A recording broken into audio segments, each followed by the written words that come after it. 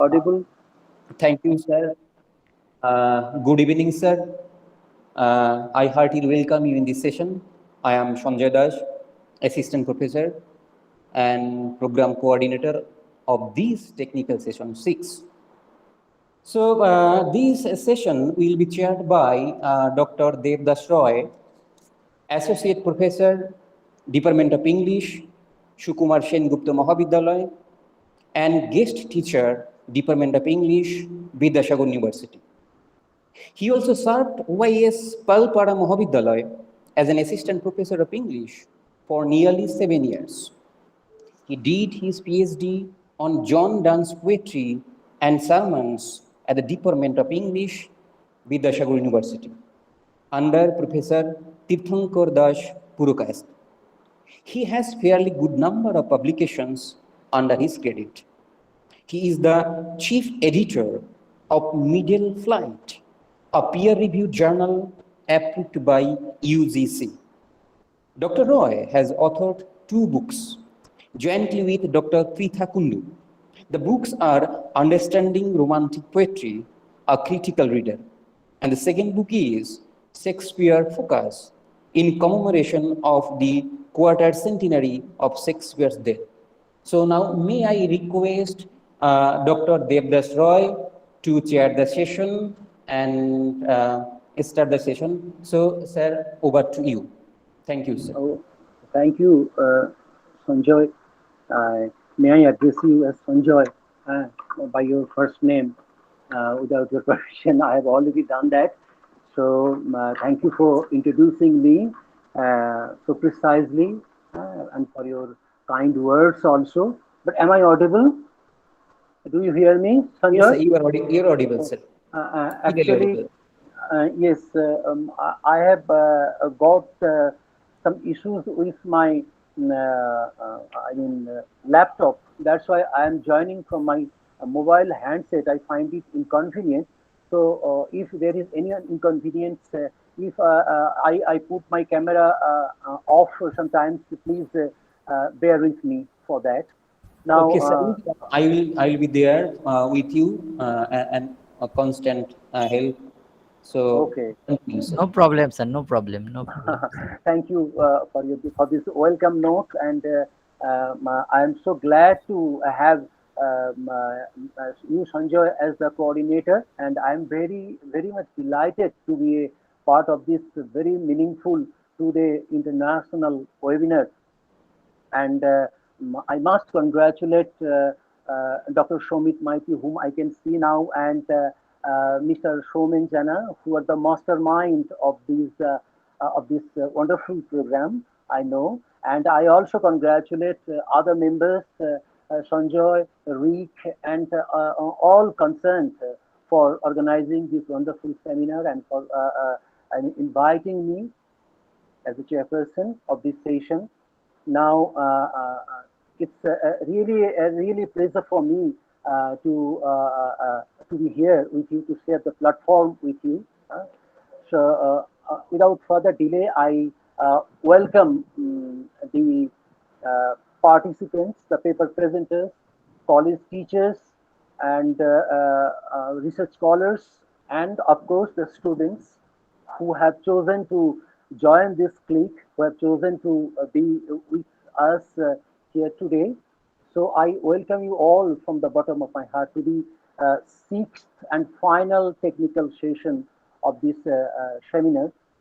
Now, before I get down to business, I would like to say that this seminar is a very important and timely, because yesterday, from what Dr. Robert Talley said, and from all other papers that have been presented, all those papers and Talley's talk have drawn our attention to the fact that yes, geocriticism and space, place, cartography, etc., all these really are very important areas for exploration.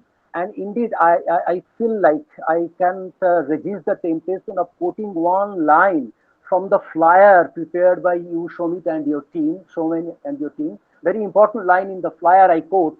You have written The immense topographical variety of India and the divergent paths of life which thrive on its different terrains has strengthened its possibility to be spatially symbolic in many ways. I find this line immensely significant because yesterday Dr. Robert Talley said that still now geocriticism is to a great extent mostly Eurocentric. So it is still to be popular in India. So it is good to see that so many teachers and research scholars have chosen to focus on this area. That's why I say that the seminar is very timely and is very important and meaningful and critically engaging, will be a critically engaging one. So without further delay, I'd like to begin the session in right earnest. Uh, Now we have a 10 panel of esteemed speakers uh, in this session during this sixth session, technical session. Uh, uh, the papers, 10 papers, have been divided into under three headings. First, five papers will be read under the heading Rural and Urban Space. This is the first one, and Muhammad Shafir KP and Professor Dr. B. Kathireshan, first paper presenter, then Srijita Roy, Aditi Antil, Dr. Pathakuli Bandopadhyay, and then Prachi Goradia. These are the five paper presenters during the first under this head, rural and urban space. So I call upon Muhammad Safir KP and Dr. B. Kathireshan to present their paper. But before that, I would like to remind you that you have 7 minutes to present per paper. And I request program coordinator Sanjoy to please keep the time, maintain time, please, and 7 minutes for each paper presentation. Okay, sir. I will remind the presenter when it is time is over. Okay, sir. Okay, thank you. That would be convenient for me. And you know, after the session will be open for questions, comments, etc. When all the papers, all the 10 papers have been presented, not before that. And you may leave the question in the comment box, but I would appreciate if you interact directly with the paper presenters. That would be less time consuming, and kindly I mean bear with me if I intervene if you cross your time, and also Sanjoy will intervene, Okay. interrupt you. Please bear with me for that. So the first paper presenters are, it's a joint paper by Muhammad Safir KP, PhD research scholar, Department of English, Tiruvallur University, Tamil Nadu, and also another presenter, Professor Dr. B. Kathireshan, Professor and Head, Department of English, Tiruvallur University, Seva University, Tamil Nadu. So over to Muhammad Safir KP and Dr. B. Kathireshan, please. Okay, thank you, sir. Thank you very much. Actually, Dr. B. Kadirishan is my guide, and I will be presenting the paper. Am I audible? Is it okay? Audio is okay, right? Yes, you're Yeah, audible. okay. So, actually, the topic of my paper is Urbanity, Ruralism, and the Post-Colonial, a study of Ubhamanyu Chatterjee's English Augustan Indian story. Actually, the novel was published in the 1980s, but I am doing a comparison of the middle class in the colonial times and post-colonial times. The reformation by the Britishers or the English through English education system, the implementing of English education system by Macaulay, it was benefited mostly to the middle class. So they enjoyed the benefits of this English education, and they got jobs in the colonial system or administration, and they became a prominent part of the British administration and governance. and they were having all the luxuries and benefits of the colonial system. The Britishers implemented all this education system in India because they wanted some cheap labor or cheap employees from India, and they have made some arrangements or some corrections in the Indian civil service because it was meant for the British. So they made some changes, and these changes in the Indian civil service exam mode made these middle class to join the Indian civil service, because Indian civil service was full of Britishers, because nobody from India could not join the Indian civil service because of the mode of examination. And later it was amended, and Britishers, the Indian middle class or educated middle class was possible to, could join the Indian civil service. So at the colonial times, these middle class who joined the governance and administration of the British colonial times, they could enjoy all the benefits, all the luxuries, and all the remuneration, everything from the Britishers. And at the same time, the British, there was another middle class who was struggling against, or who were fighting against the British to attain freedom or to end the exploitation of the Britishers. So this happened in the colonial times, and they were not affected by all these freedom struggle or all these politics, because they were away from all this hustle and bustle, and they were enjoying all the benefits of the British rule.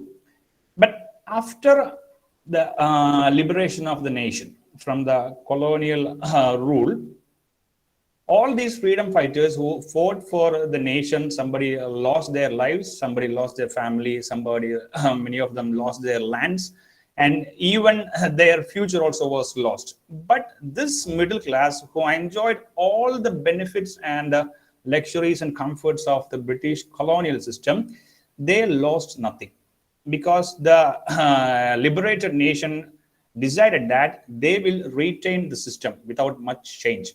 Only what happened was the Britishers left India, and the system was there. English education system remained there, English judiciary remained there, all the systems of administration and governance remained there. So the middle class, who were enjoying all these luxuries and comforts in the colonial times, retained what they had in the colonial times, even in the post-colonial times. So this happened, and this tradition followed in the this tradition followed or happened even after decades of Indian liberation. So this middle class, who were enjoying all the benefits and luxuries, this transferred from generation to generation. Thus, in the novel, that is English August, an Indian story, it tells the life of English August, or Agastya Sen, who still is colonized in his mind, even if he is working in the post-colonial times under the British or the Indian rule or Indian governance and administration. He still is having the colonial mind, and he loves to be English. His name was actually Agastya Sen. That is something related to some mythology in India, Agastya Maharshi or something like that. But he wanted to change it into English August.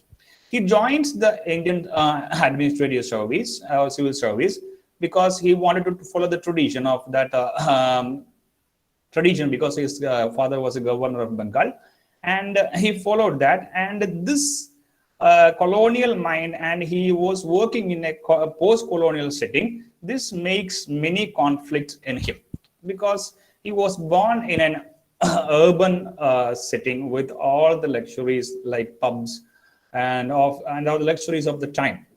But he was posted in a rural area. The first posting was as an assistant collector in a place called Magna. It was a semi-rural area. And this conflict, he wants to enjoy the life. He wants to have all the luxuries of the cities like Kolkata and Mumbai, but he was trapped in a setting called Magna. He joined civil service not because he wanted to serve the country or serve the people or to help the poor of the rustic area, but he wanted to follow the tradition of his father. And he wanted to have the reputation and recognition of the Indian civil service, because that was a much coveted job at the time. Today also it's a much coveted job. So even after joining the as in Indian civil service, he is having many problems. He is having problem with food or the amenities or comforts or what is having in the guest house he is living, and this affects his. This is having a negative effect on his personality, and he wanted to keep away from all the complexities of administration and governance. For example, when the collector is having deliberations in the hall with all the officials and Safir, administrators. sorry to Yes. interrupt you. You have 1 more minute left. Please Okay, sum up. okay, no problem. So Thank this he's having he's writing letters at the same time he's writing letters to his father, or he is jostling with some meager activities. So this is the main central idea of the novel, because the conflict between urbanity and ruralism. This conflict makes so many problems in Agastyasen or English August. He wanted to be an English man or English type, despite all his administration or his posting or his job or his experiences or the setting he is in which he has to do his job. So this conflict is there, urban rural conflict is there, and the colonial mind in a post-colonial setup is also delineated in the in the novel. So that is the paper about. I think the time is over because I have to tell you a lot. No problem. Thank you very much. That's it. Oh, thank you, Mohammed Safid KP, Yeah. for your presentation. Welcome, And sir. Thank you. yes, you have well focused on the social reality as well as the urban reality, Yeah. the urban space as well as the social space in the post-colonial India, and how Augusta, experienced a kind of conflict, experienced a kind of dislocation, and perhaps you might have dwelled upon that, but because of the paucity of time, you could be focused on that. But more or less, your paper is a good one, and thank you for this presentation. Okay. Thank you. Yes. Next paper presenter, Sijata Roy. Please, Sijata Roy, PhD research scholar, Department of English, Ravindra Bharati University, and state-aided college teacher, Department of English, Jogesh Chandra Chaudhary College, Kolkata. Sujata Roy, over to you. Yes, sir. Good evening, everyone. I have a small PowerPoint presentation to accompany with my presentation. So I would be presenting my screen. Just kindly, tell me if my screen is visible to everybody. Oh, you won't be visible. Okay, just a minute. Uh, we can see you.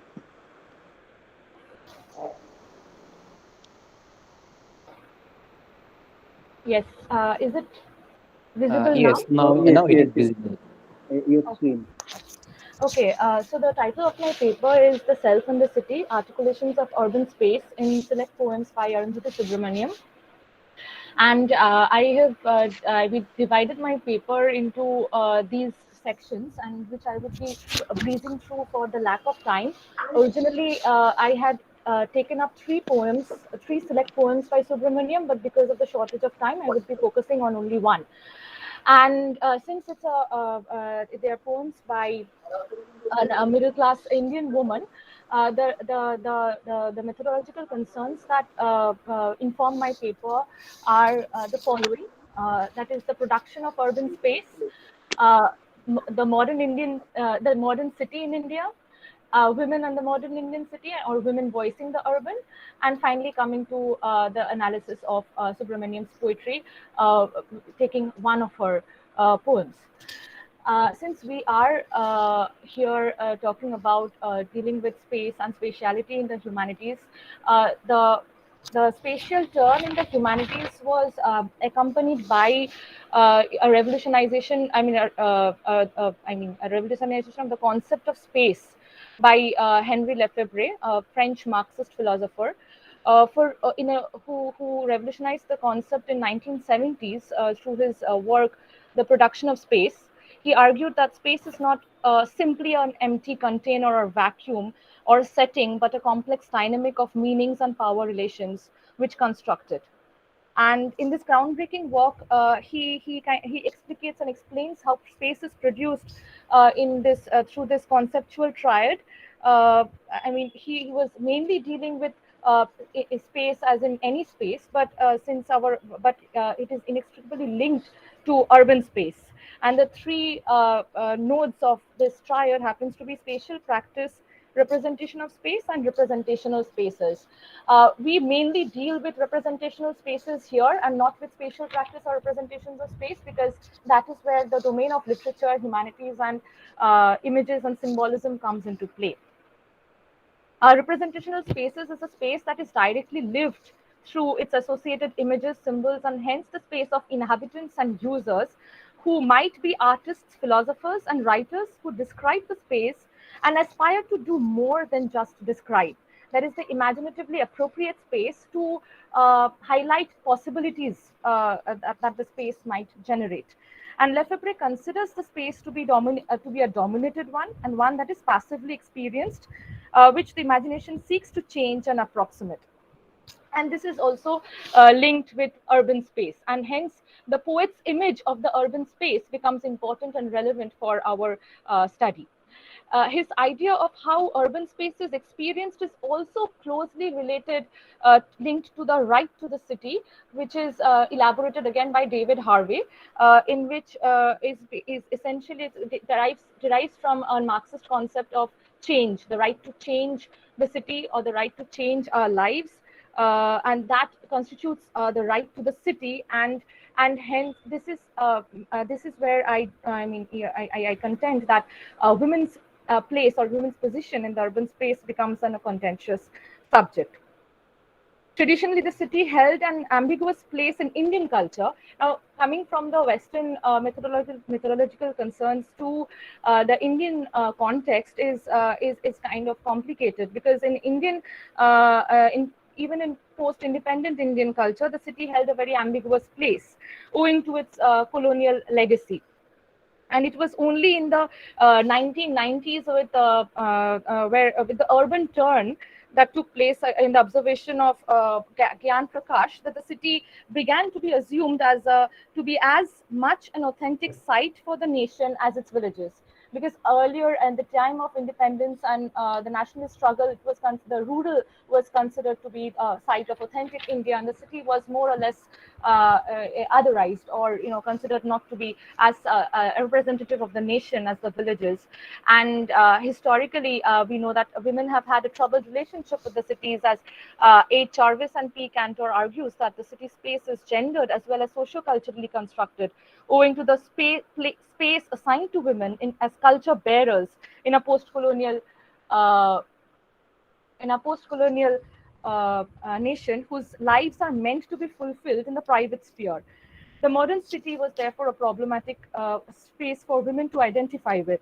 And the separation of spaces for middle class men and women in Indian culture affects women's relationship with cities or their place in the cities as well. And I mentioned middle class because it is a very it has a very class element to it, as we know that lower class women were always had a role to play in public space.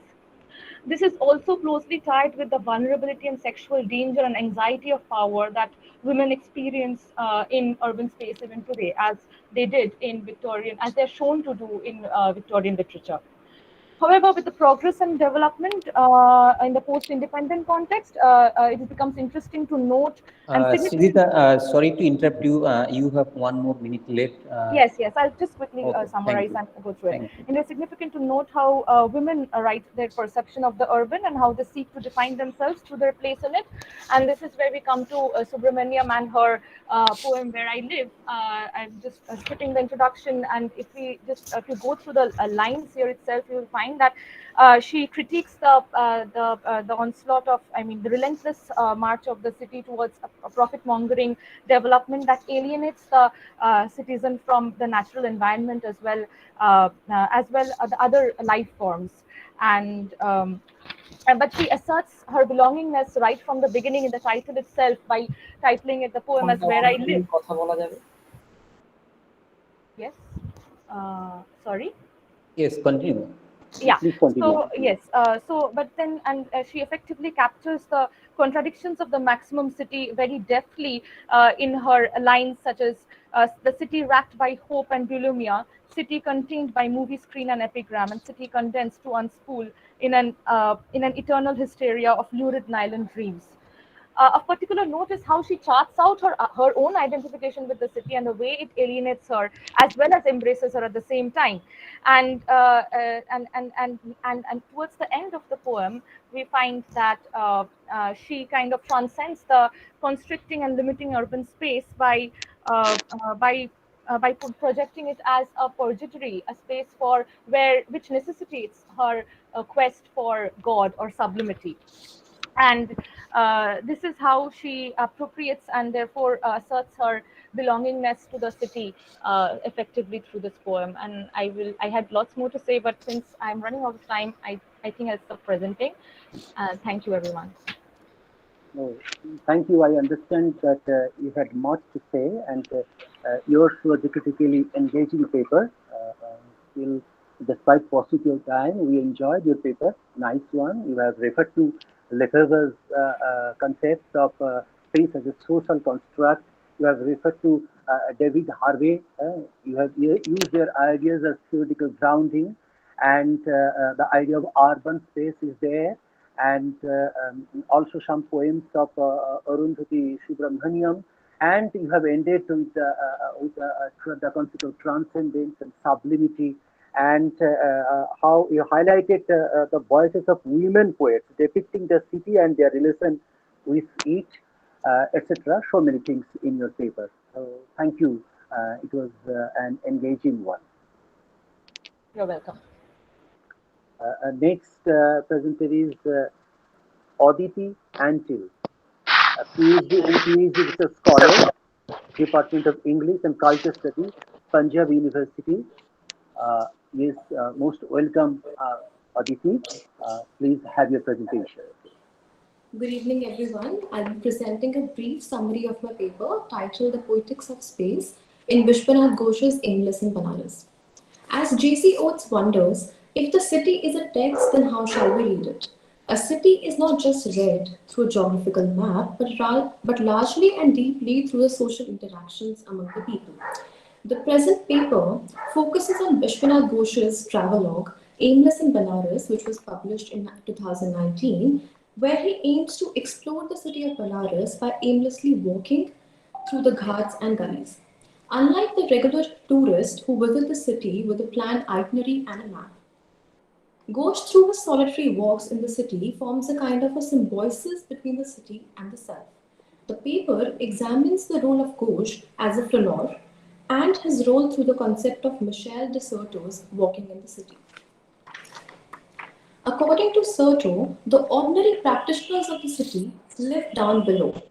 They walk. An elementary form of this experience of the city, they are walkers. Certeau introduces walking as a kind of rhetorical practice to map the spatial practices in the city. He refers to the spatial practices in the city as an urban text and contemplates that the walkers or pedestrians' spatial practices play an important role in reading and writing this urban text of the city. Certeau presents a counter opinion to Michel Foucault's notion of panopticism.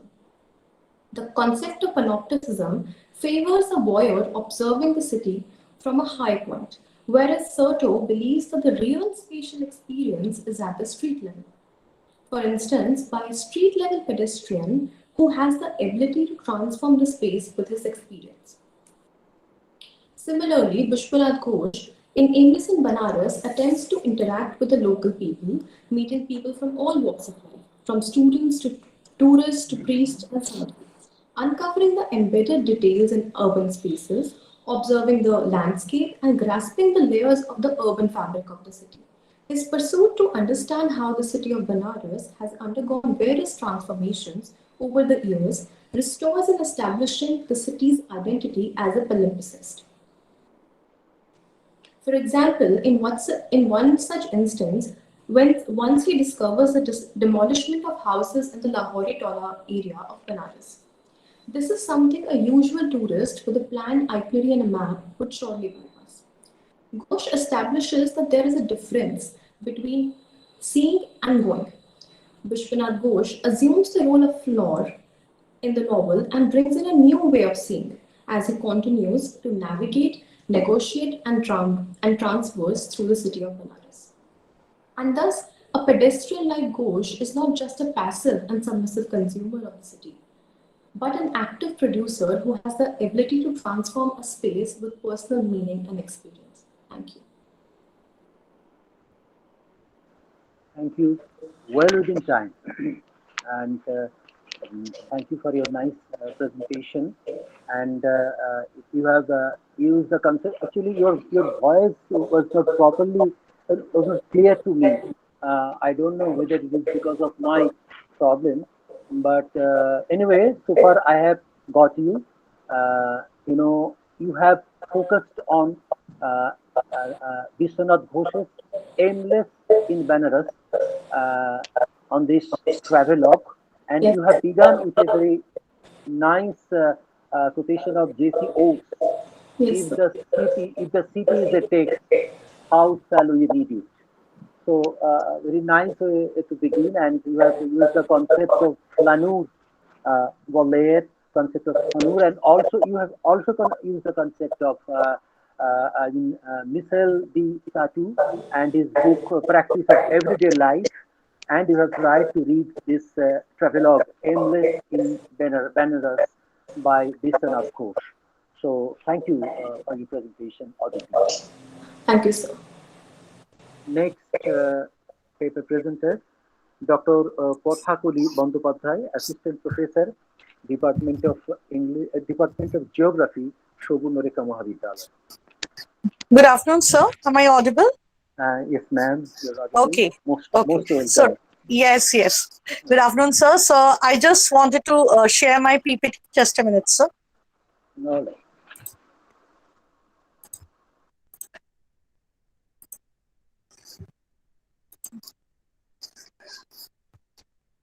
All right. Okay. A very hearty good afternoon to the respective chairperson and my dear colleagues. I'm Dr. Kothakuli Bandyopadhyay. I'm from the field of geography, a completely different field, but I don't feel to be disseminate because the topic of this webinar was a very core topic which is being attached with the core part of geography. Now, my topic is expansion of space, place, and society, a study of rural representation in literature. Now, let's first correlate few terms together. The very first terms that geography believes is on empirical status. That is the studies that should be given a proper notation by looking and observing things. Next is ism. As we talk about the ism, about determinism and possibilism and its idea about its nature and its inflictions on nature and human beings. We have the story of instances, that is the various kind of catastrophic events. We have the story of ideas in geography that we deal with, that what kind of precaution and what kind of analysis should be done in part of a geographical event. And obviously events, what we in Bengali say ghatona, which is very much associated with geography. Now this 5 things are the main sources of the literary pact, as we have a specific part in geography known as regional geography and historical geography. The ideas that is being derived from this analysis should be given the priority only in that of the literary part. Let's begin the story. The first idea is the space, place, and society and its correlation together in a single band. Now, as we move into the concept of space, we have 2 terms together. One is what is absolute space and what is relative space. Now, absolute space is definitely a concrete description of any kind of ethical beliefs which can be analyzed and obscured from any kind of story that we have read in the past or we will read in the future. But what is this relative space, the space that we cannot touch? Now, the most important ideas of a relative space to be infused within human beings is definitely from a literary source, and that also will be given a most priority if it is a description of any kind of urban or rural analogy.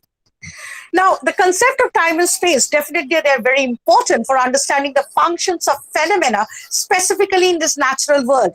They toss together with the wine glasses, and we must analyze that space can also be positive, that an object which should be taken up in the story to analyze its detailing, or whereas the space can be negative, that is the empty area or the holes of the object which cannot be taken into the story. But a story in the literary fact depends basically on the analysis and the amalgamation of positive and negative space that can be given the most important priority in geographical analysis. Now, spatial analysis basically deals with territory, place, locality, spatial division of labor, and definitely the crucial shortcomings regarding this aspect is basically the empiricist view that is being given in all the literary stories of rural description. Now let's move to the society. Now, if we look into the specific stories that we're learning since our childhood, the David Copperfield, the Malgorides of Arkanara, and then the various folklores and folktales, the rural landscapes, all this imbibes a lot of geographical images in front of our eyes. We try to analyze, we try to critically think of any kind of aspect when we read or when we infuse within the story in our own brain. Let's go to the place. Now, place is obviously a location. Now, this place often describes a specific location or a self or a physical environment which is being depicted in various stories in the various beautiful literary forms trending about the society and the settlement patterns. And this term can also be used for locations, which is, and there are a lot of location-specific stories. Specifically, if we look into the part of this, the mid-Victorian literature, if we see the Britain at that time, we will find that there are a lot of location-specific stories, and more or less all the authors are highlighting about the specific location. If we go for the any kind of book of Charles Dickens' Great Expectations and all, describing the cities and the village structure in a very profound manner.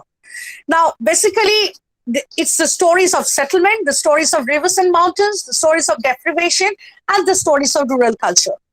If we look in the recent part, we will find the Ashar Kabisatpati's The Lost Village, which is an extremely beautifully engraved in the part of rural analogy, and it has been given a lot of geographical knowledge to a part.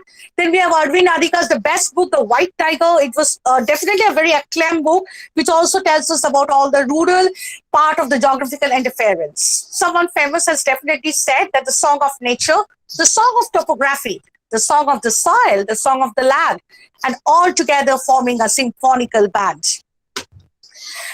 Let me review a few of the rural analysis in the writings of Manohar Malgaonkar, R.K. Narayan, Mulk Rajanand, Amitav Ghosh, and recently Shekhar Bandyopadhyay. If we look at all this part of their writings, we'll find a lot of geographical descriptions that have been imbibed within the rural fact.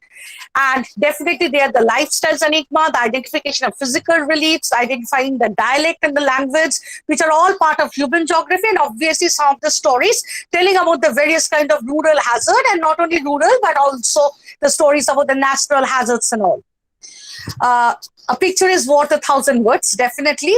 And these are a few of the activities, like whenever we see a picture in the storybook in this part, we have a curiosity of identifying that what is this, and the children and those people, the lame man, they try to acquaint themselves that it is a kind of settlement, and thus it provides an idea about any kind of geographical interpretation. Let me conclude. Rural representations in literature truly enlightens the idea of geographical aspects of both human and physical part. And it's definitely a beautiful amalgamation, truly, which analyzes the total scenario and helps us in lucid understanding of the subject. Thank you all. Oh, thank you, Dr. Bandyopadhyay. I feel that you have huge experience of presenting papers. I feel you are perfectly audible and visible also, and your slides were so interesting, very interesting slides with illustrations, and nice concept. And your paper also relates to earlier paper presented on urban space, and you have tried to connect geography and literature and refer to David Copperfield, Malgudi Days, and the folktales, Manohar Malgaonkar, Shekhar Bandyopadhyay, Amitav Ghosh. Within this brief time, you have tried to say many things. So thank you for this wonderful presentation. Thank you, sir. Next paper presenter, actually, it's a joint paper by Prachi Goradia PG student, Department of English, University of Mumbai, and Rajdeep Vijay Raj, PG student. Both are PG students. Oh, most welcome. Department of English, University of Hyderabad. Prachi and Rajdeep, over to you. Thank you so much, sir. Can you see our PPT? Yes, it is visible, perfectly visible. All right, thank you so much. So, good evening, everyone. Let's dive straight into it. We are going to be analyzing two poems, A.K. Ramanujan's Small Scale Reflections on a Great House with Dilip Chitre's Father Returning Home. So, when you read these poems together, it gives you an idea of how the sense of space changes from the eternally present to the amalgamative space of the great house, and finally to the fragmented utopia-like space of the home in Father Returning Home. Now, following are some of the important place markers that can be identified in a lot of works: the subjective experience, the objective location, the physical dwelling, and the spiritual dwelling. Okay. The space of the great house is defamiliarized in Father Returning Home by a shift from the general to the very specific. Talking about the great house, it has Gopal, characters. please mute your mic. Gopal. Hello, Gopal. Please mute your mic. Hello, Gopal. Yes, thank you. Prachi, continue. Yes, sir, thank you. Talking about the great house, it has characteristics and elements that can actually be experienced by the characters rather than only perceiving or seeing them superficially. So now what are these characteristics? The first is it's a continuous sense of history, a pre-colonial one at that, where lame wandering cows are encouraged to get pregnant in broad daylight on the street. Here, one sees an absence of the strict divide between the public and the private, a division that came with colonial modernity. The colonial age is then marked by various mentions of Victorian parchment or by the references to injured and martyred soldiers that hint to post-independence time. A great amalgamative quality can be seen in the line, things that come in lose themselves. That is, they become one with the space, losing all sense of individual identity. Again, in the Great House, we have the previous four important place markers evident as day. This long chain of continual inhibition, that is a sense of continued history, helps the characters come onto a subjective level. Perhaps this is why the things that come into the house seldom go out, and even if they do, they always find a way back home. The objective, that is the physical location of the house, remains the same. In fact, it can be used as an allegory for India itself. People reside, so physical dwellings exist. And then the spirit of dead ancestors continues to inhabit the spiritual dwelling. So, if you want to understand spiritual dwelling better, I would recommend watching Disney's Coco. It has like a beautiful explanation of the same. Okay, coming back. However, the spiritual dwelling can also include the spirit of the place itself or the genius loci. So now what is this genius loci? So I will be continuing. The genius loci is here visible on the lines of what Professor Nicholas Harvey talks about by writing about this disintegration of this sign system from Middle Ages to Enlightenment. Here, the genius loci is the transcendental signified in a way, in a very limited context. The transcendental signified that ensures the integrity of the order of signs. Here I am referring to the order and coherence of the place markers. The signifier is the same in both poems. We have house in this poem and house in that poem. But these houses signify different things. The house in small scale reflections signifies this spirit of the place, which ensures that the house is eternal and its nature remains amalgamated. On the other hand, the home in Father Returning Home signifies kind of a man-made utopia. This shift is made possible because the space of the home is defamiliarized in comparison to the house in small scale reflections.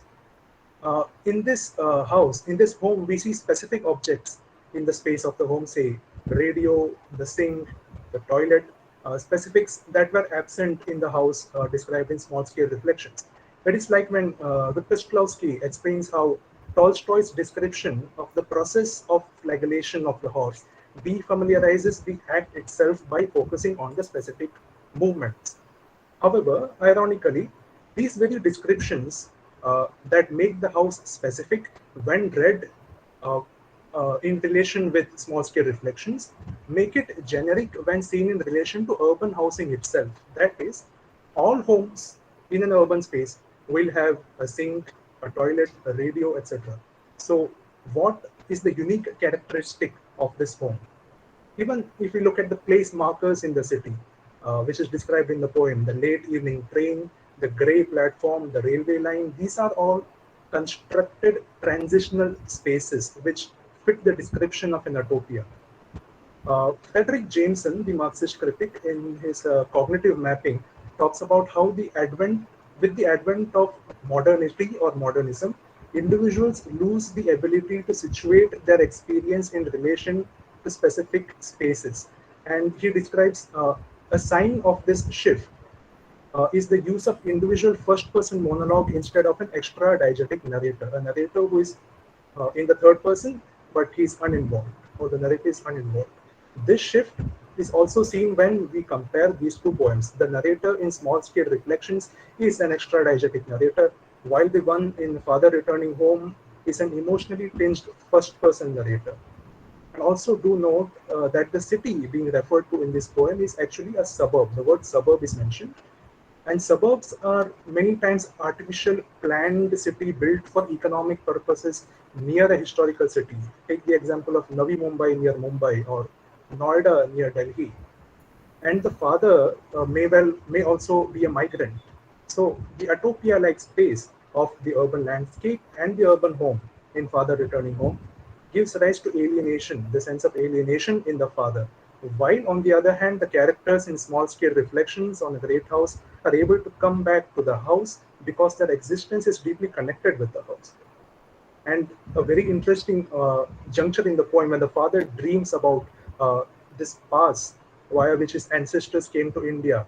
Maybe this dream refers to that same genius loci, which we have seen in Small-Scale Reflections and which the father so misses in his urban existence. But the question arises, would all this directly mean that the past was glorious and the present is doomed? Do we have to come to that conclusion? We postulate that hope still remains, because although the poem says that the children do not mind the father, if you look at it, the poem is narrated by a figure that calls the father figure the father. Basically, it's narrated by an offspring. So there is this hidden offspring who cares about the father, who looks at the father, observes the father. So the question we leave you with is, can this I in this poem find or create new place markers in the suburb and tie his and his generation's identity like the identities of the people in the great house in Ramanujan's poem was manifested.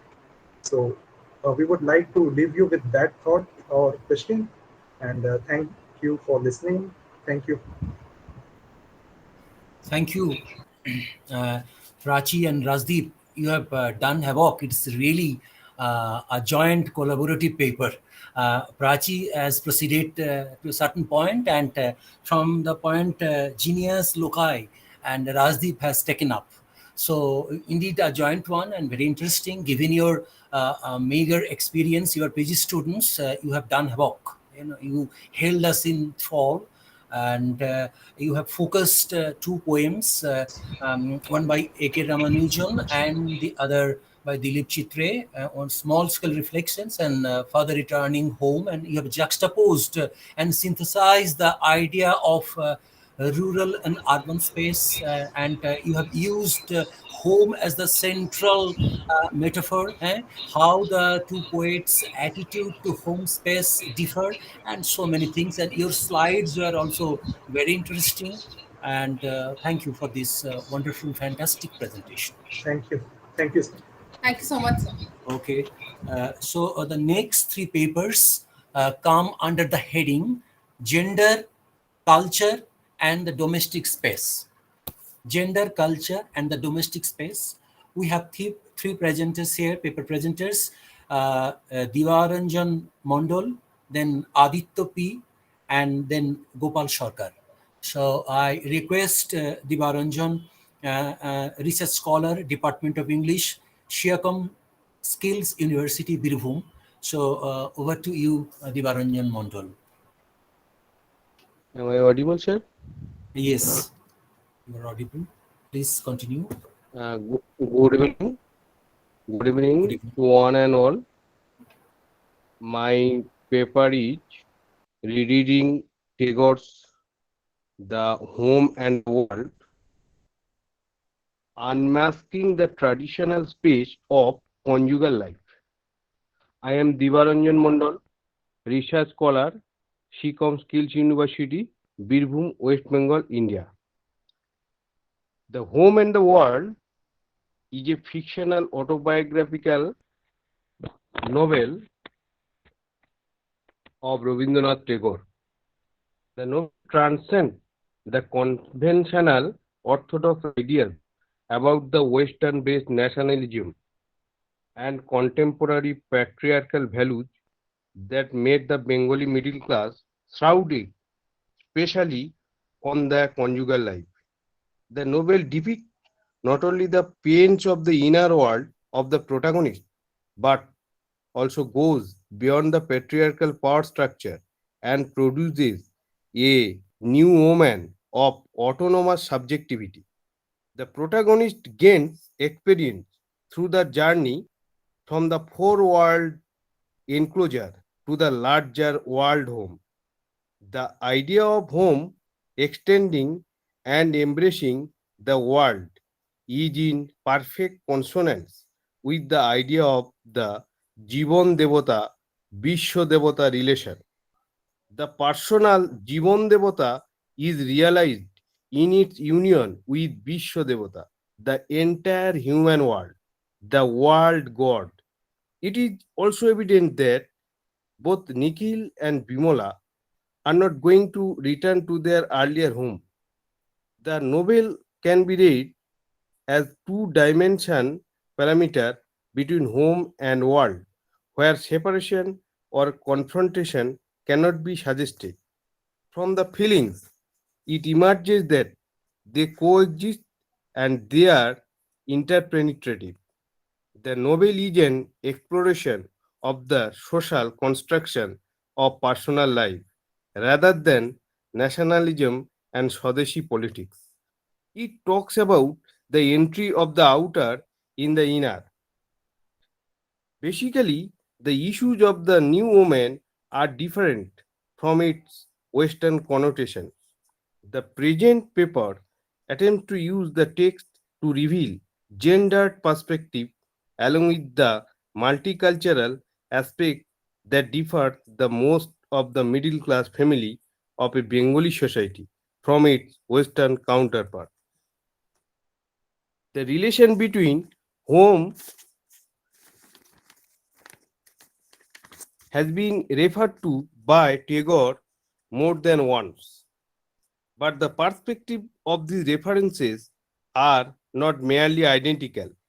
Topography Ghosh points out in his Bengali writing, Bhairavi, published in 2007, that Tagore has said, I do not mean to imply that domestic life is the only life for a woman.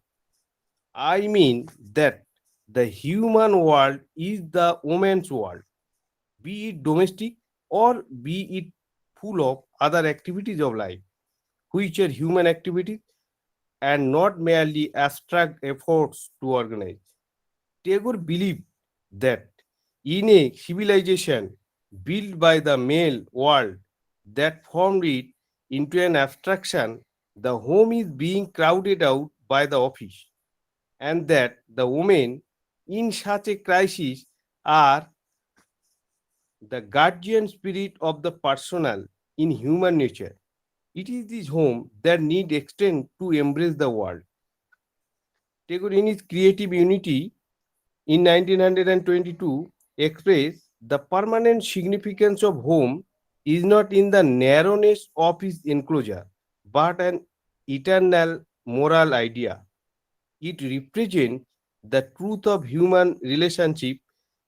It reveals loyalty and love for the personality of man.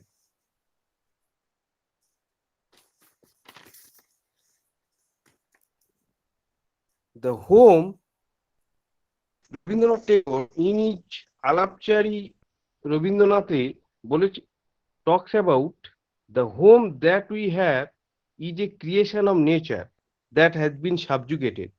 It is because this home idea come up that woman is so dependent and man could so well tie her up.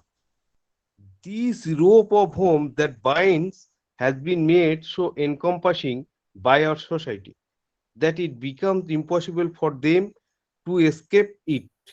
The gift that women offer will not remain anything but unlimited till they are free, till they become independent.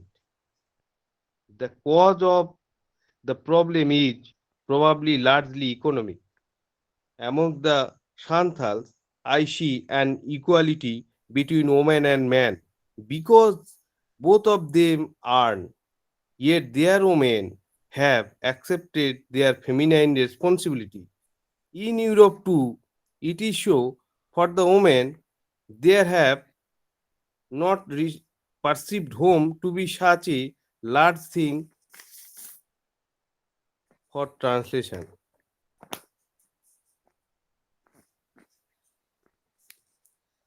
Tagore also expressed sexual, especially in conjugal dimension, has been a powerful probe for thinking about the nation in conflicted and varied ways since the 19th century. Multiple versions and resolutions. Devaranjan, sorry to interrupt you. You have 1 more minute left. Please try to sum up. Okay, continue. Here, Rabindranath juxtaposed the idea of home with the idea of the world and the pace of home and the pace of the world, and he expresses the true love and mental freedom through his novel, through the idea of transnational pace and universal love. Thank you, sir. Thank you. Thank you, Mr. Devaranjan Mondol, for your nice presentation. I love that quotation of Tagore mentioned by you. You said that home is a creation of nature, but it has been subjugated. Nice saying of Tagore, and your paper relates to Prachi and Rajdeep's paper also to a great extent, because in both there also we find the inner space and the outer space, all these issues, and in your paper you have dealt with the issue of interpenetration, how the inner space and the outer space comes into the inner, and how Bimola becomes the new woman, perhaps not in the Sevian sense, new woman, but how Bimola becomes the new woman and she goes beyond the space of patriarchy, to realize an autonomous space of her own. All these things you have said. Once again, that's a good paper. Thank you for your presentation. Thank you, sir. Welcome. Next, Aditya P, guest lecturer, Jamia Hamad, Kerala, Kanpur campus, Jamia Hamad. So, Aditya P, please. So, am I audible? Yes. I'm so happy that for the coordinators of this program for including my paper. And the title of my paper is Gender and Space, a critical evaluation of Arundhati Roy's The God of Small Things and Ministry of Utmost Happiness. So what I would like to look in this paper is that how the concept of space is being constructed by certain marginalized sector of the society. This is my paper all about. So in a way, I am looking at the productive side of this concept called space. So, and I don't want to explain much about this concept of space because all those paper presenters, okay, those people who have presented their paper have extensively talked about what exactly this concept of space is all about by referring to various philosophers like Henry Lefebvre, then Marcel Ponty, etc. So I'll just get into the core of my paper. So the two characters that I have pointed out to analyze this productive dimension of space is one, Ammu, the character named Ammu from the novel God of Small Things, and the second one is Anjum, another a central character from the Ministry of Utmost Happiness. So what made me to select these two characters is that both of these characters look at, as I have already mentioned, the productive dimension of space. So how would they appropriate space is this whole story or this novel is all about, if I am concerned.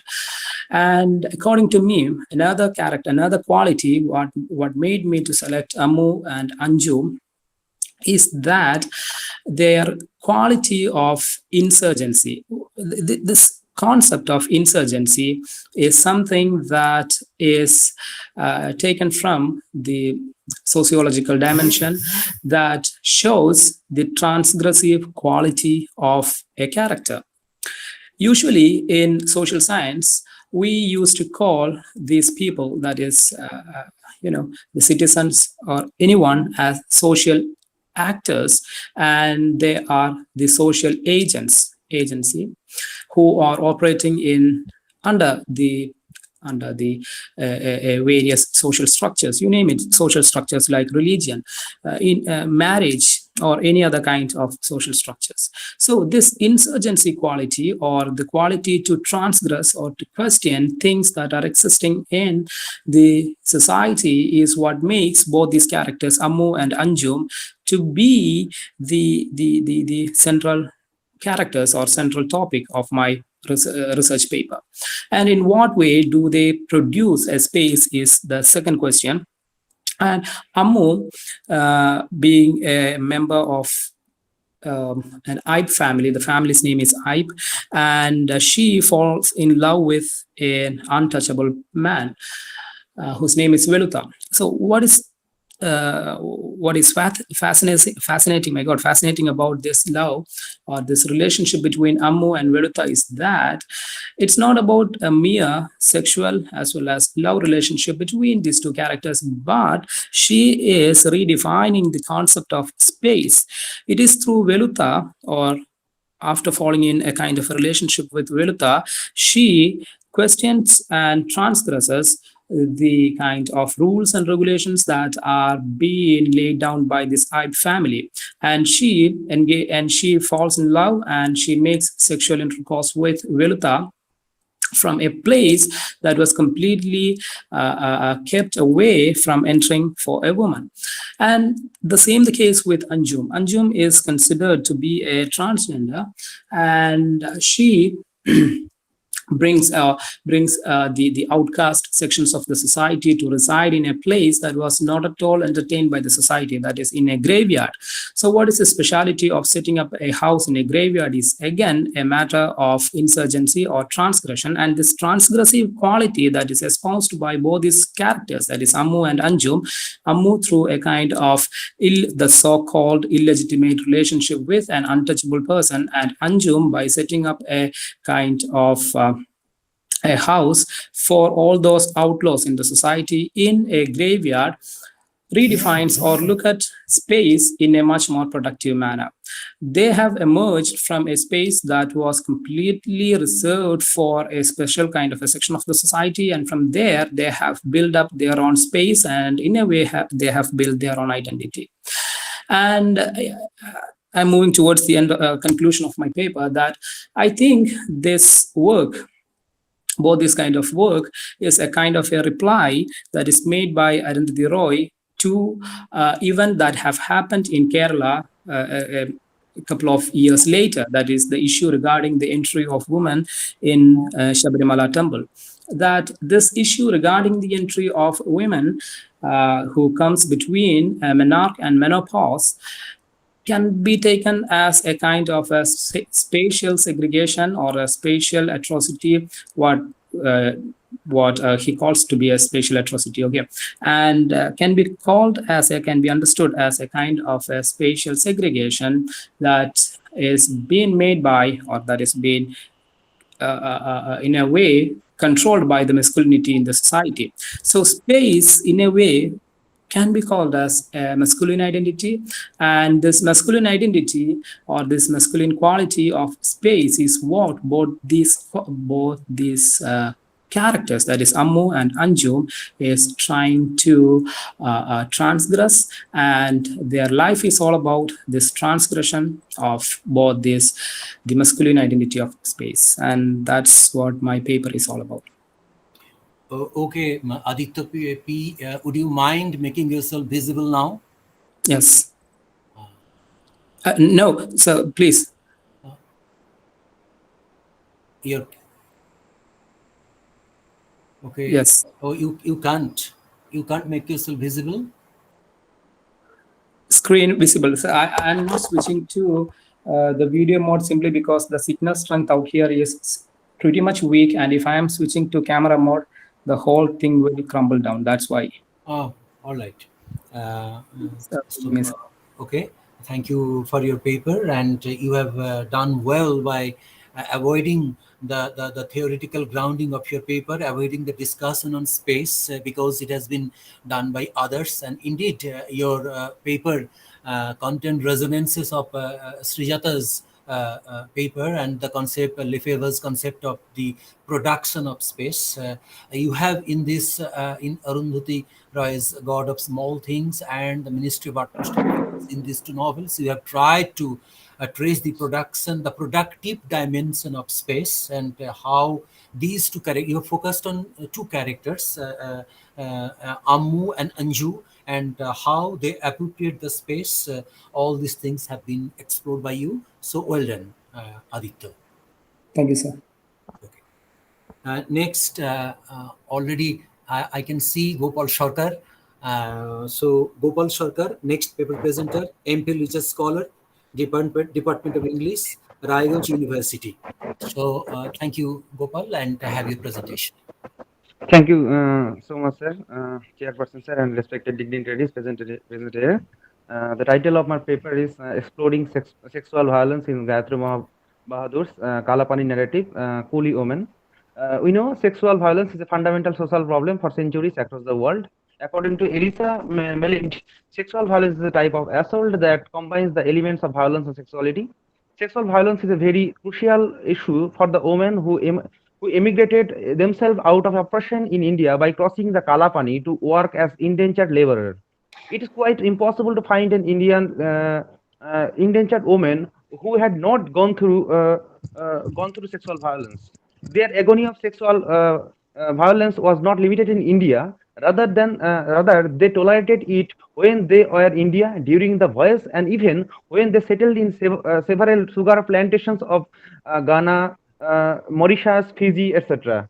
After the slavery system was officially abolished, the British colonizers tactfully changed the name slave to indentured laborer to fulfill the shortage of workers in sugar plantation.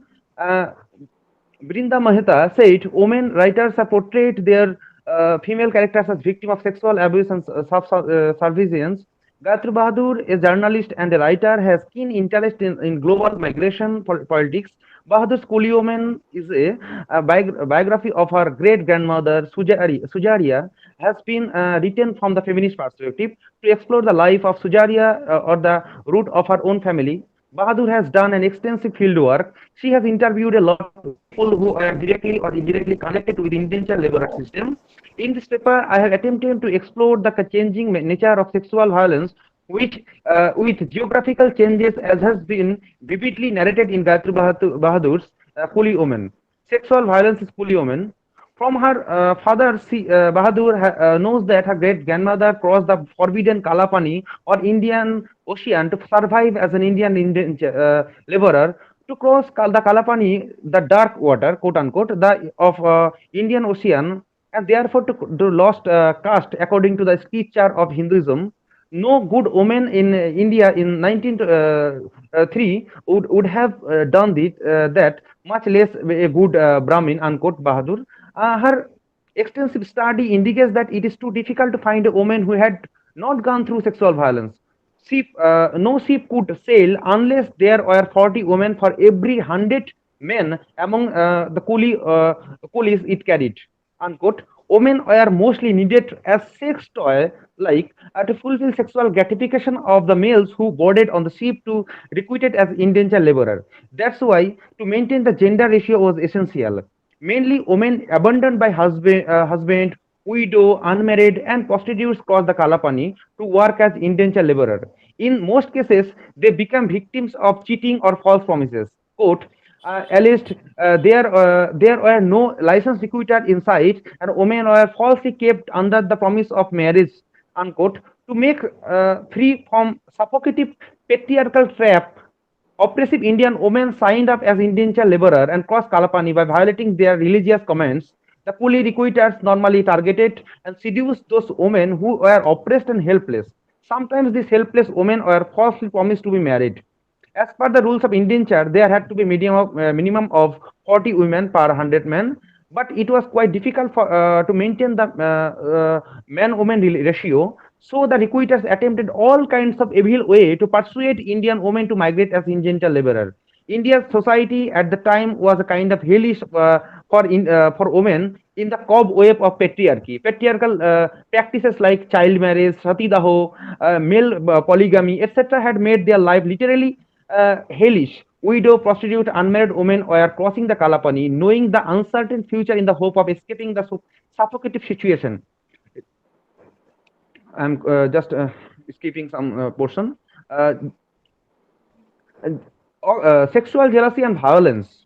Adam Davis said, man's sexual jealousy as an evolved emotion responses to a real or perceived threat or partner sexual infidelity. Under the indenture system, due to the disparity of in the number of women and men, chaotic sexual relations were formed in coolie sugar colonies.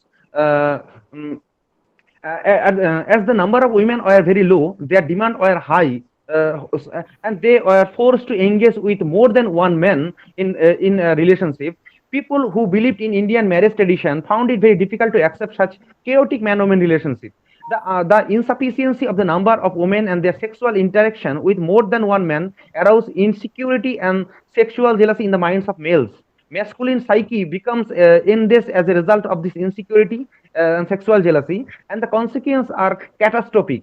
David Buss said that sexual jealousy, quote, produces an astonishingly large range of consequences, many of which are known to be destructive. Between the 1859 and indenture's end in 1917, more than 167 women were killed by intimate or would-be intimate partners in Ghana. In some cases, sexual jealousy was so intense that some men become both beast in anger and cause terrible consequences to their partners. At the same time, they had to face the consequence, as Gayatri Bahadur described in Coolie Women, quote, may as well state that two police are going to be hanged here today for cutting off their wife's head, unquote. In Suriname, a man who chopped off his wife's...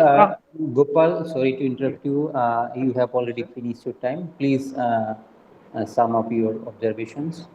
Oh, okay, sir. Okay, sir.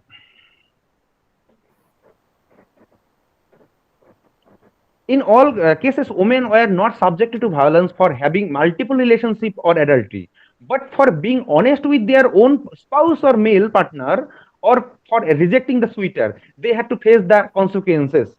If I am skipping some portion, as has already been discussed broadly, insecurity and sexual jealousy led many male indentured laborers to commit murder their female partner. Many people are of the opinion that one of the most reasons for sexual violence is greed.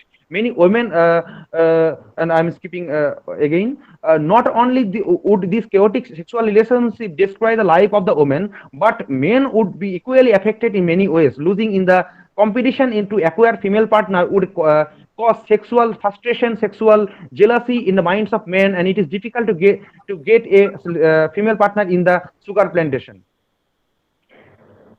The biggest reason for this widespread violence throughout the sugar plantation were the indentured system itself. Who will be with him, who will have sex with whom, it is a private matter. The gender imbalance caused the chaotic, sexual chaosness. The recruiters, however, were aware of the problem and the solution also. The most effective method to address the situation is to narrow the gender gap. However, they intentionally trained not to comprehend this crisis in order to conceal their own failure. They may have perceived the sending excess males back to their home is the simplest way to narrow down the gender gap. And but they do, if they do it, the cost of a lots of huge business profit may loss. And at the same time, there was another way to for recruiter to curb the rate of violence, but it was very difficult for task. They needed to recruit more Indian women as indentured laborer in the colony. So some of the offenders were so I'm concluding, ending here my paper. Thank you, sir. Thank you for giving me the opportunity. Okay, Gopal, you have skipped many times, but never mind. You have well communicated the spirit of your paper. I have got it. So thank you for your presentation, and I love your that comment of yours. It is difficult to find an indentured woman who has not gone through a terrible experience of sexual violence. Right, you are. That sums up the paper, and you have looked at the global space of migration politics and sexploitation of endangered laborers, and how Gayatri Bahadur in her Kalapani narrative Kuli woman, she has given this vivid picture, terrible picture of her great grandmother. So a nice one, and you have mentioned about the patriarchal co-wave, and right, and suffocating kind of situation for those who are being transported. All these things. So thank you for this meaningful presentation. Thank you so much. Thank you so much.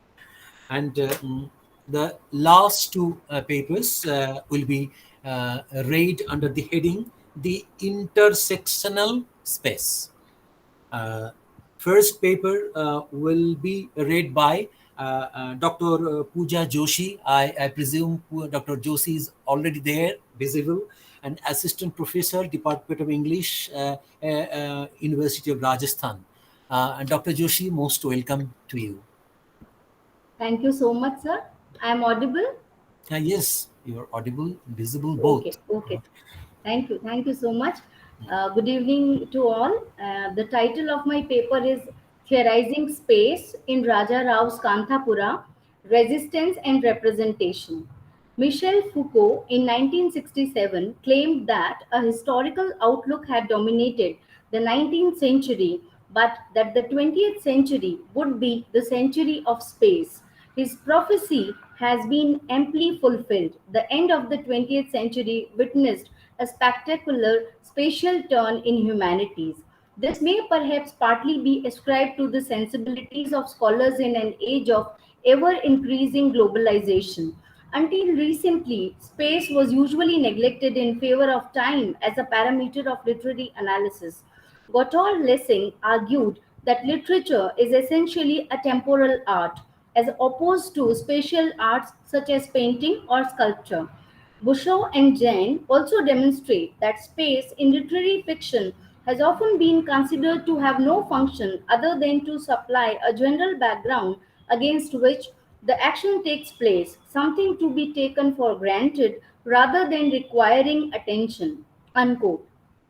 From the end of 20th century onwards, or we can say recently, space has increasingly become a serious concern of literary studies. More than any other genre, spatial parameters have been a focal point of discussion, especially in fiction. Now, space is visible not in terms of abstract concepts of center or periphery, which have been a part of post colonial and post modern theoretical discourse for over 2 decades. Rather, space today has become a concrete and perceptible element in literary texts. For example, the spaces of the city in the 19th century novel have begun to receive attention on the basis of their importance to the affective and experiential modalities of culture and its association with social and political ideologies. In this context, the present paper aims to draw attention to the various layers of fictional space operating in Raja Rao's novel Kantapura, where space is a recurring motif, a structural principle, and an integral part of the representation and resistance of the village people. Celebrated for its unique style of storytelling as well as its embedding of Indian myths and legends, Raja Rao's Kantapura has been looked at through various lenses, focusing on issues including the freedom movement, role of women, colonialism, Gandhian ideology, and issues of caste and religion. It has interestingly been examined through the viewpoint of its geography also. The physical layout of the village, or we can say village space, symbolizes certain influential political powers such as British colonialism, the Hindu religion, and the newly introduced Gandhism. These powers exploit village space and ingrain themselves into the workings of Kantapura. This idea, however, of connecting geography to influential powers can be expanded further to include the role of the villagers. As colonialism, religion, and Gandhism vie for geographical dominance, how does this affect the village life? What are the social consequences of this spatial battle? The relationship between space and village life portrayed is a tightly coiled one. The way the villagers are uh, uh, organized plays a key role in how they will respond to these political powers around them. The geography of the village, therefore, does more than represent political influence, it also helps to shape it. As the leader of the village's Gandhian movement, Murthy, the hero, utilizes this notion of space and human behavior to further influence the people of Kantapura. The novel's introduction serves the role of familiarizing readers with the layout of the village. It also geographically maps out the various powers that influence the lives of the villagers, like descriptions of roadways, merchant carts, and the mention of cardamom and coffee fields immediately establish the presence of colonialism, capitalism within the society.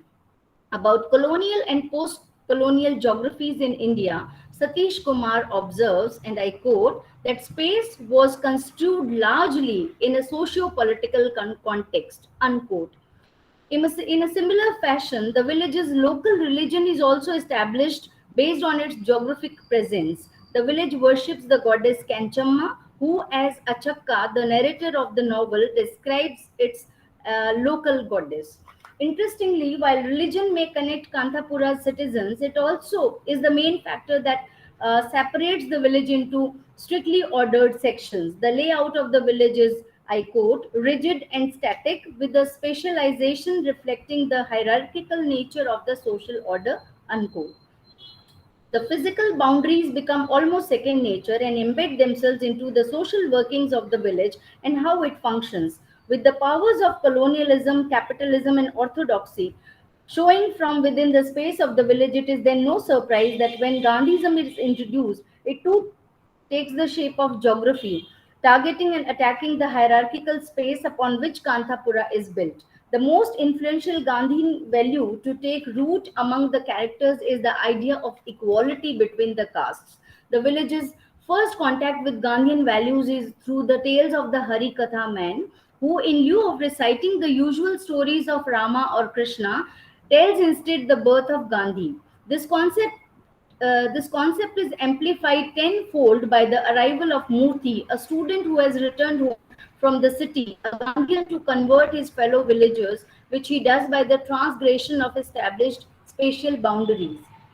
Though a Brahmin by caste, Murthy makes it a point to visit and befriend villagers of the lower status, what others begin to label as, quote, within quote, mixing with the pariahs, unquote. Hence, the actions against orthodoxy take the form of transgressing space, and the consequences of doing so result in the banishment from that space itself. Distorting spatial boundaries while the transgression of space combats orthodoxy in favor of Gandhism It also has the effect of tearing down the social order of the village.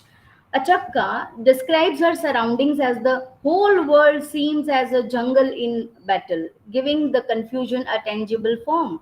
The fire towards the end of the story at Bhatta's house serves as a further and this time violent breakdown of orthodox values as well as capitalistic values. As a Brahmin as well as a moneylender, Bhatta can be seen to represent these two forces. His house catching on fire and collapsing in the confusion serves to symbolize the final degeneration of the village's hierarchical, social, and monetary structure. At this stage, the villagers have passed the point of no return. The burning of the village at the end of the novel signifies not only the total degeneration of all powers within Kantapura, but it also signifies the dissolution of all the boundaries. Orthodoxy may have kept Kantapura segregated and the social hierarchy enforced, but it also served to keep the villagers together within the borders of the village. With the village gone, there is nothing physically binding the villagers together anymore, and they go their separate ways. Interestingly, it is Rachi, a widow of the lowest caste, who first begins to set the village on fire. Reflecting what has been said about the Gandhian movement, Pariyas, and the transgression of space, Rachi's act takes all three elements and combines them to the extreme. Instead of distorting the boundaries of the village, she instead destroys them. So, to conclude with the paper, in Raja Rao's novel, we find that space is power. Whoever controls it controls those who inhabit it, breaking a geographical layout prompts a subsequent dissolution in social order as well. Space is assigned certain power, influenced labels that maintain or destroy social order. Perhaps this notion of space as power or power as a space harbors a deeper significance. In this case, it would be very wrong to see space as a passive or inanimate backdrop on which Achakka's story unfolds. Perhaps one reason why the manipulation of space is so impactful to the villagers is because space itself is a fluctuating entity and it's an entity that mimics the core identities of the villagers in Kantapura. Within the narrative, land and social order are deeply intertwined because they are one and the same. Indeed, space helps shape the power occupying the village because it is a physical representation of the collective village mindset. An active participant in the novel representing the villagers' collective desires, ideas, secrets, fears, and goals.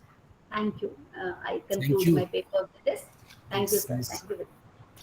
Dr. Joshi, yours was a kind of stimulating and engaging kind of paper.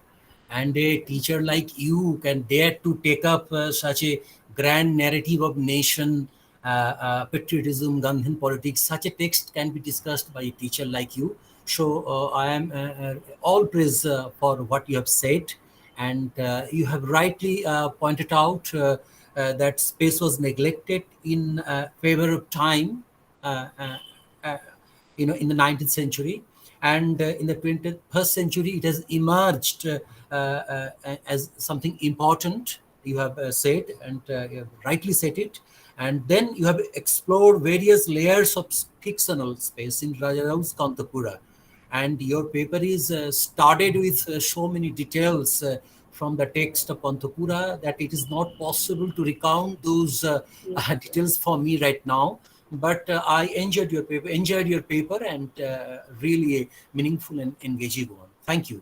Thank you, sir. My pleasure. The last paper presenter for the sixth technical session, Mr. Shromen Jana, one of the masterminds, already has joined. You are not there for a time.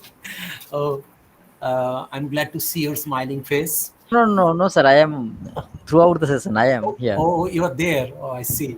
Yeah. Okay. Then Dr. Bindu Ann Philip is the Assistant Professor, Department of English, St. Mary's College, Thrissur, Kerala.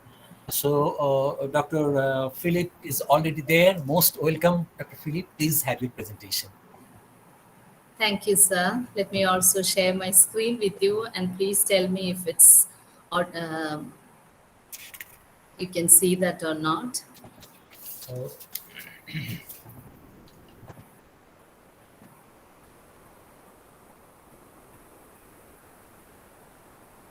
Yes, it's all right. No It's problem. visible, sir. Okay. Yes. Thank you.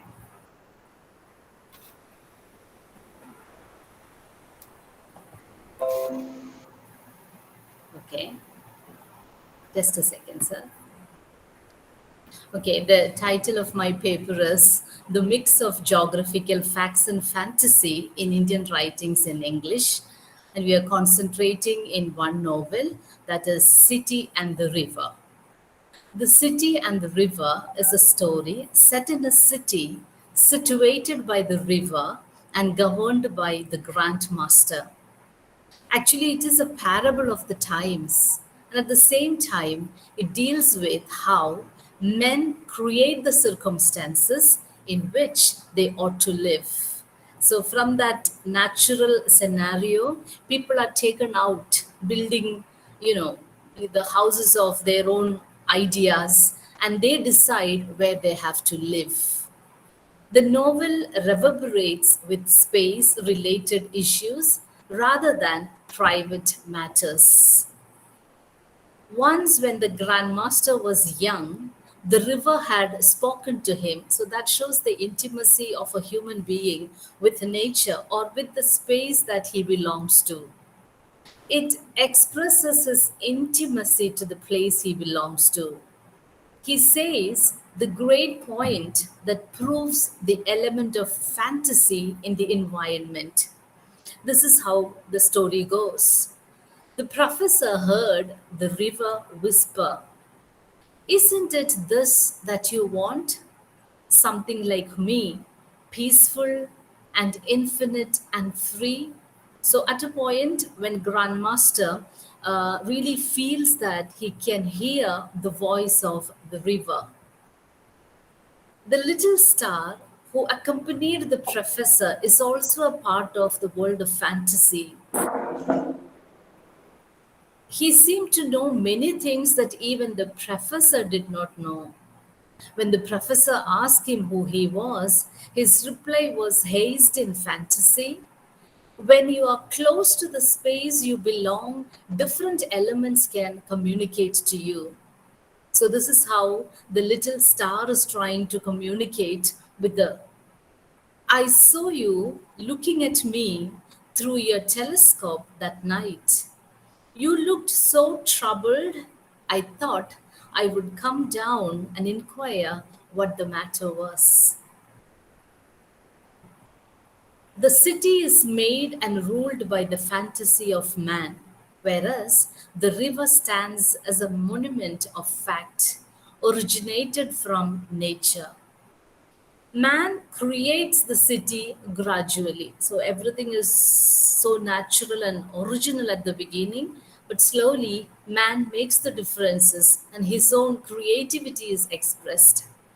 He puts within certain boundary all that he needs and names what is within the boundary city.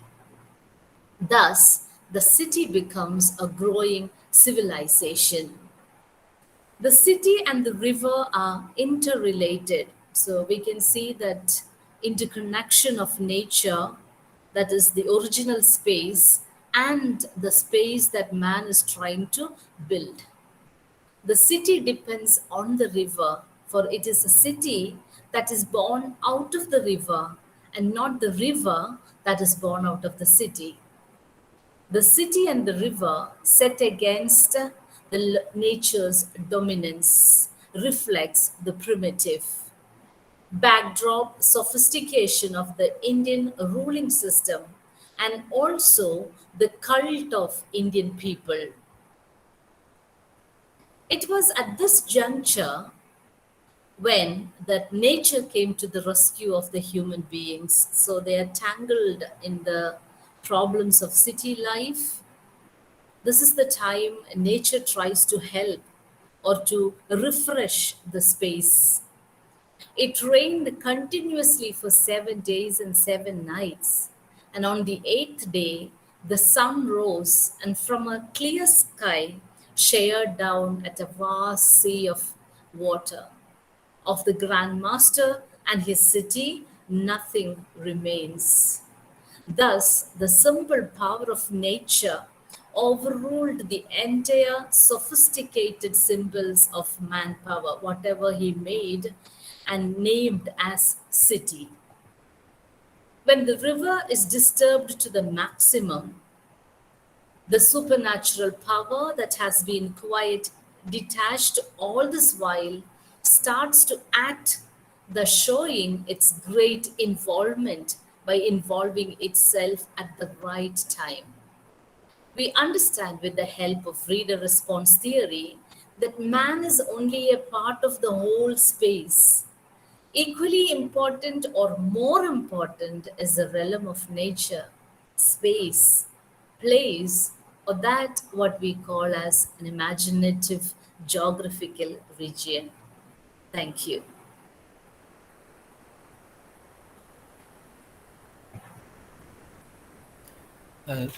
Thank you, Dr. Philip. It seemed that you enjoyed your own paper. You read in such a relaxed way, no hurry. It was so clear and articulated kind of presentation. Thank you. You have proposed to explore the mix of geographical facts and fantasy in Indian writings in English. You have said in the title, but you have chosen to focus on only one novel. Right, The City and the River, and you have said that the novel reverberates with space-related issues rather than private matters. Yes, and it is in the fitness of things that that at the end of the session you have allowed us to hear the whisper of a river. We have also overheard the whisper. You have said it's not. Is it not it that you want something like me, peaceful and infinite and free? Nice quotation. I marked it, and you also said the city depends on the river. Another wonderful, nice paper, and a nice one to end the session, the sixth technical session of this very engaging and meaningful seminar organized jointly by Kapgadi College and Subarnarekha Mahavidyalaya. Okay, sir, thank you. We have a very wonderful, engaging, and meaningful session under the chairship of Dr. Devdas Roy, sir. You enthralled us with your precise, critical, and analytical observations on each and every paper. We are highly blessed to have you among us, and we want to thank you from the both end of Seva Bharati Mahavidyalaya and Subarnarekha Mahavidyalaya. Thank you, sir. I'm sorry, Sanjay, just an interruption. I said Kapgadi, it is Seva Bharati Mahavidyalaya. Pardon me for the mistake. And but one thing is left. The session should be open for questions and comments, if any. It should be. Is there any question? It is open for questions and comments. Thank you, Dr. for your observation. I hope here and Sir, I had a question. Thank you. Yes. I hope I'm not Am I audible? I think there is some overlapping with. Yes, overlapping. Please pardon the noise in the background. Forgive the noise in the background, please. Okay. So my question is to Prachi and her co-presenter. I wanted to ask about the meaning of this term atopia that they used in their presentation. Yes. I don't know whether I followed it correctly, but I think it was something that I missed. So could you please explain, Rajdeep and Prachi? Okay. Thank you, Srijata Roy, for your question to Rajdeep and Prachi. Rajdeep and Prachi, please respond to Sujata Roy's question.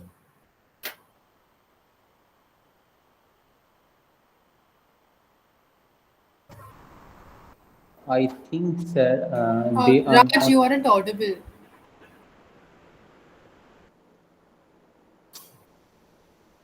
Hello, Rajdeep. You may continue. Hello.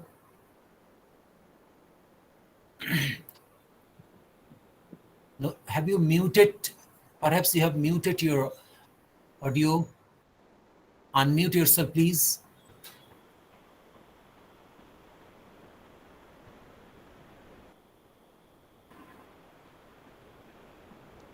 Sanjay, Just a second, he'll join back.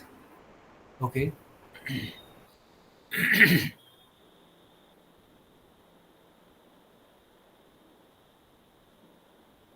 I think they have some technical issues. So I also think so. okay. Rajdeep will answer it later. And any other question?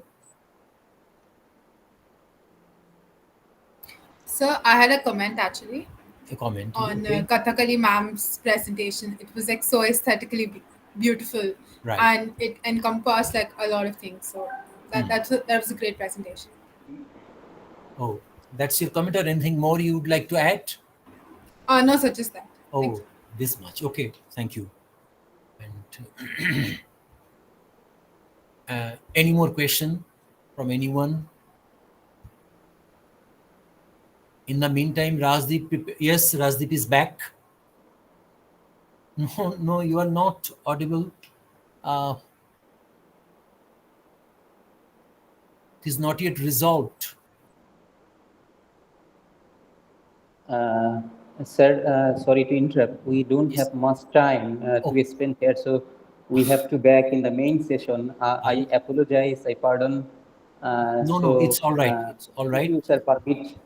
No, yes, I understand your problem, and Dr. Shomit Maiti is there. So I declare the session closed. Rajdeep couldn't answer because of some technical issue. So thank you for being with me.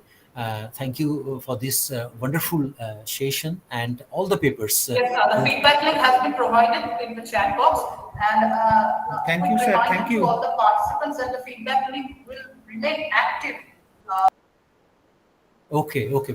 Feedback will be provided. Sanjay, what about feedback? It will be provided in the main session. So I am requesting all the participants to permit sir me to back to the main session, and there will be provided the feedback, and there is a valedictory session. So I am requesting all the participants to back in the main session. And sir, thank you very much. You chaired the session very wonderfully. My pleasure. I lack words to thank you, sir, and we are highly pleased and blessed to have you among us, and hope you will be there with us in the future course of time. So back, big thank for all the participants. Back to the main session. We are now officially ending these sessions with the permission of our chairperson, Dr. Devdas Roy. Thank you, sir. Let it draw to a close. I declare it close. Thank you. Thank you, sir. Thank you. Thank you, Mr. Shomen Jana. Thank you, sir. Thank you, sir. Thank you so much, sir. Fine.